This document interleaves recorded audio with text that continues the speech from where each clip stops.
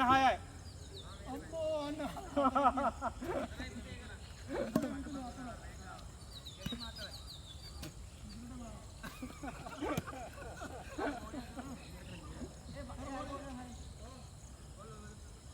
අර බෝල් එකක් කළා.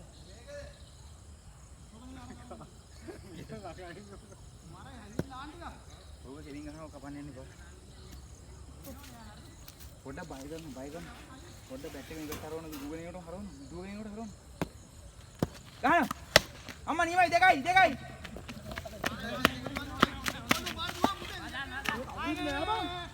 දැන් එනවා.